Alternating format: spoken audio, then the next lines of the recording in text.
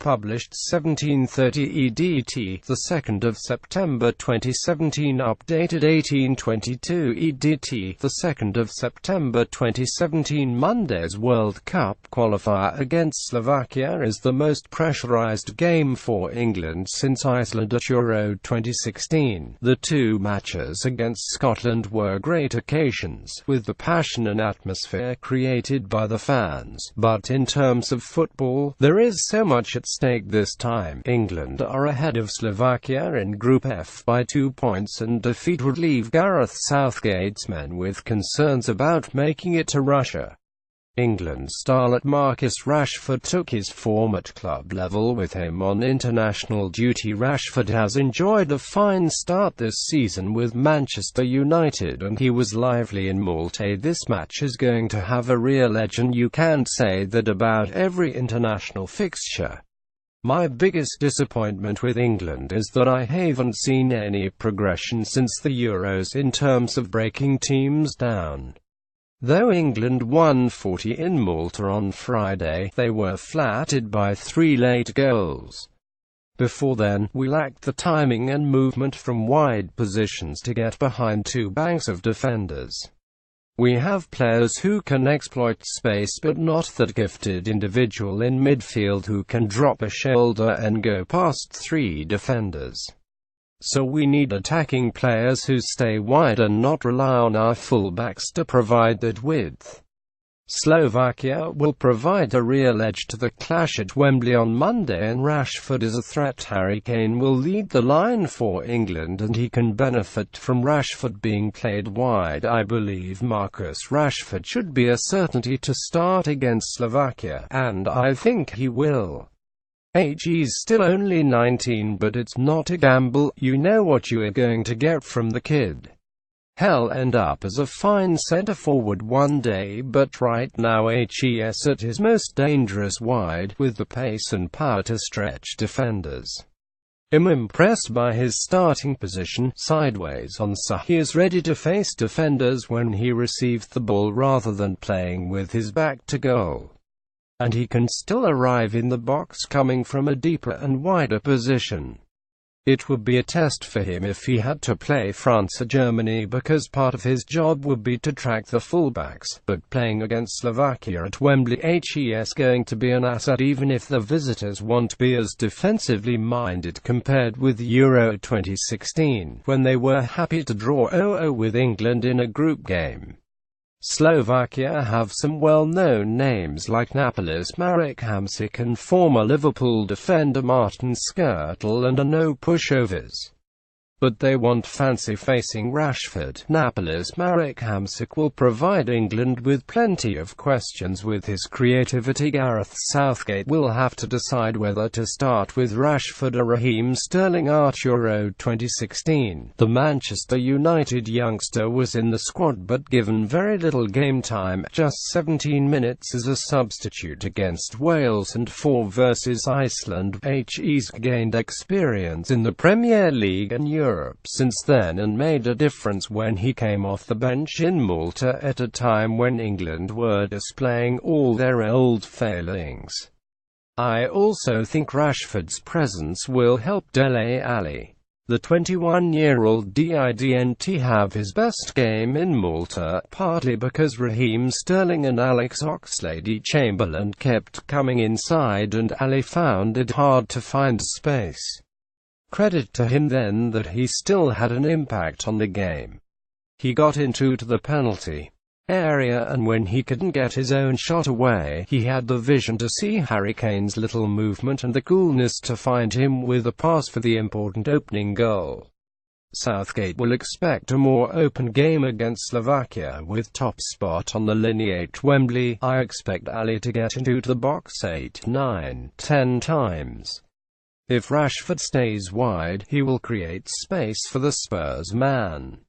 They will be helped if Slovakia also show a little ambition, because they have that little carrot of knowing a victory would put them top of the table with qualification in their own hands. In goal, some were surprised to see Gareth Southgate stay loyal to Joe Hart in Malta.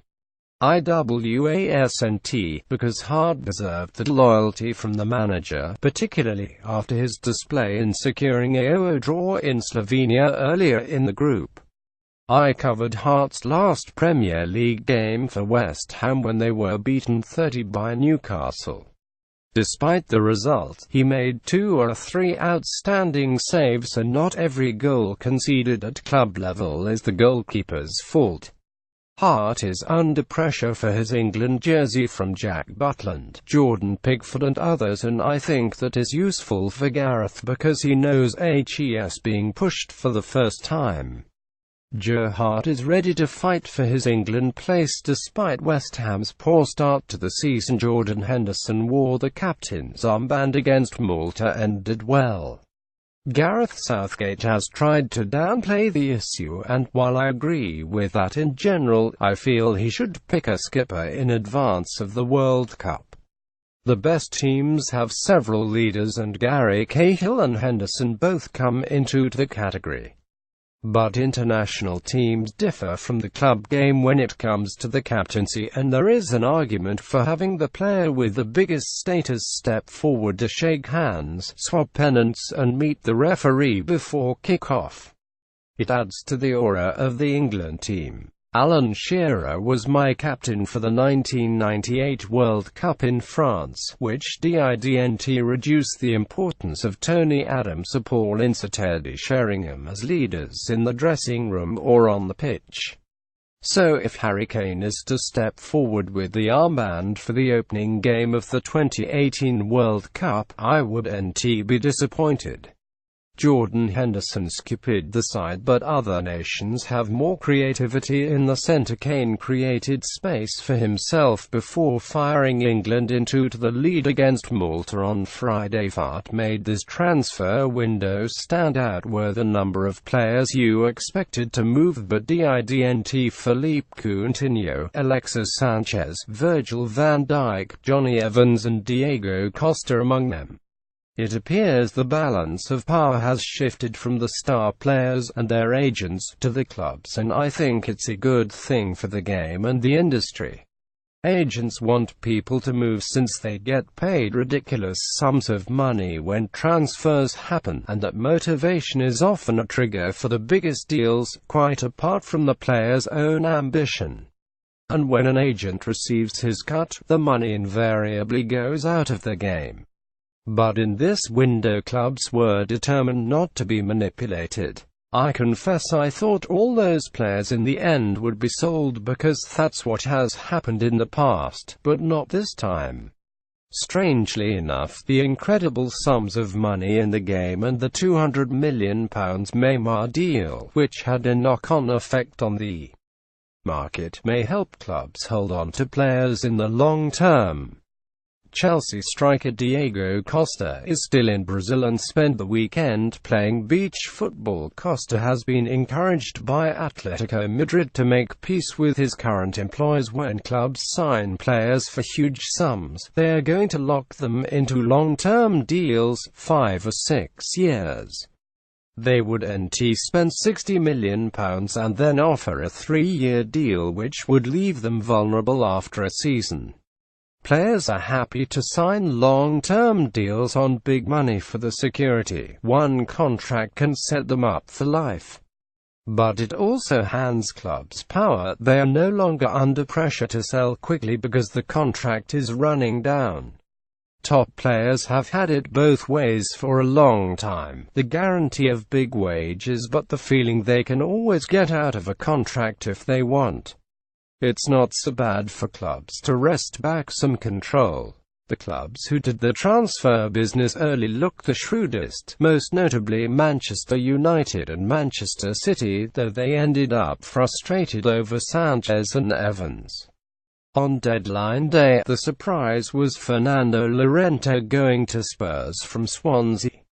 His arrival will give Mauricio Pochettino the option of occasionally resting Harry Kane. Spurs may have to play a different way then, with more crosses, and earlier. Many big-money deals failed to materialize, leaving the subjects in an awkward situation. Virgil van Dijk saw his dream move to Liverpool blocked after the Reds bungled a deal, and the surprise is Diego Costa staying a Chelsea player, although HESA while in Brazil. It's a tough one for the club and Antonio Conte. I know Sir Alex Ferguson flew to France once to win round Eric Cantona, but this is different. Conte could waste a lot of time and energy trying to win over Costa if his head was not for turning. Costa is under contract and should be the one who comes back to Chelsea to show he wants to be part of the squad. I'm not certain that will happen, and maybe Conte isn't too bothered about that. He's already solved the problem on the pitch by signing Alvaro Morata. I can't see Morata and Costa playing in the same side, and Costa might be a problem if HES around the camp are not playing. Morata looks a good player, so I think the handover has already happened. In an ideal world, transfers should now only be allowed before the season starts. The football was almost overshadowed by the gossip during the window, and that's wrong. Philippe Coutinho is still at Liverpool after 3 bids from Barcelona were rejected by the Reds.